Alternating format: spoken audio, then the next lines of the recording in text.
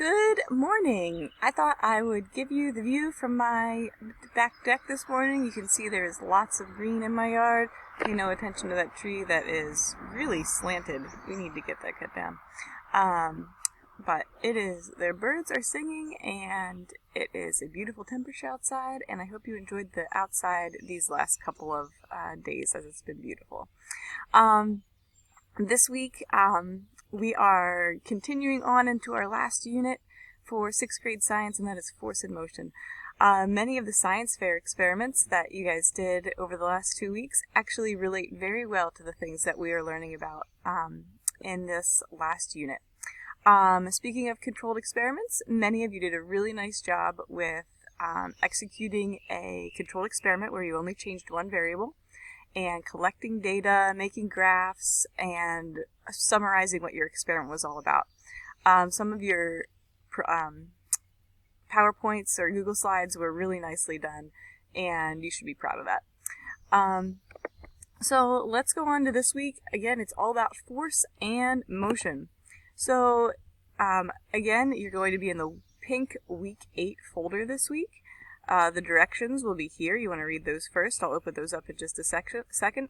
But this is more of our standard, here's how things go. We've got 3 videos to watch. Again, it's all about what a force is. A force is a push or a pull. You use forces every single day.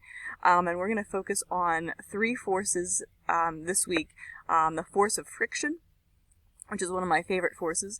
The force of gravity, which is obviously very important for us here on Earth, and a force called drag, which is very similar to friction. So there's 3 Edpuzzles to watch. Then you're going to log on to Actively Learn through Clever, please, to read the articles for the week. Remember, read the articles, answer the questions, and then please check back the next day to see that they are graded at least a basic to count as satisfactory. And then your assignments, you need to do at least 2 to be satisfactory this week. There's a discussion. Note that you need to use complete sentences, and there's a specific prompt there. There is a Flipgrid activity, an artistic expression. Again, please follow the directions. And then there is one of my favorites, a biking challenge experiment to do. If you do that one, I'm looking forward to that one. Your directions look like this.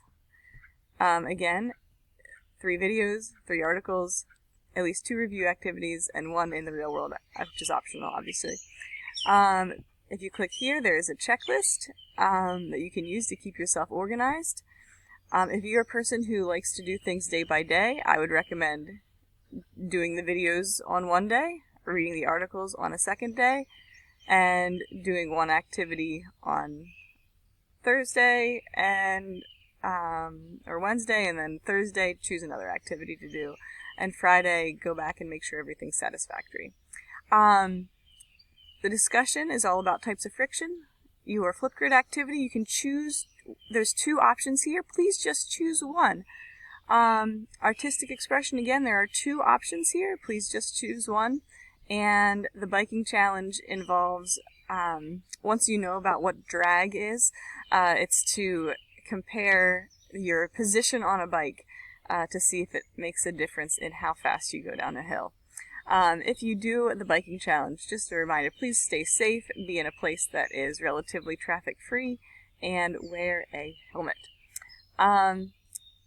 Also in our folder, I haven't done this for the last couple weeks, but there is a trivia, so go ahead and check that out. You can email me with your answers. I think those are fun, and I enjoy interacting with you through email, of course. There will be a Zoom this week. It'll be Friday at 2 o'clock. I'll put the link in our events.